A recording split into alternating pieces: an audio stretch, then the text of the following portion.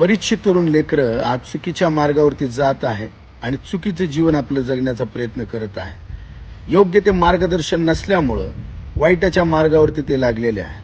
आमची लेकरं देवाच्या मंदिरामध्ये असणं फार महत्त्वाची गोष्ट आहे आणि त्यासाठी मी आणि तुम्हीच प्रयत्न करणं गरजेचं आहे.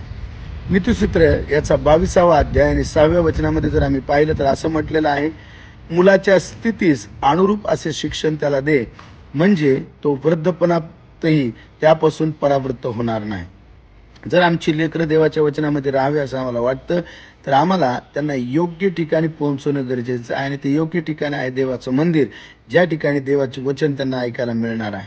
आणि ही आई-वडिलांची प्रथम जबाबदारी आहे की त्यांनी आपल्या लेकरांना देवाच्या मंदिरामध्ये पोहोचवावं, म्हणजे देवाच्या शिक्षणापासून ते परावृत्त होणार नाहीत आणि त्यांचं जीवन सार्वकालिक जीवनामध्ये असणार आहे. आजच्या दिवसामध्ये तो प्रयत्न करू आणि देवाचा आशीर्वाद प्राप्त करू. आमेन.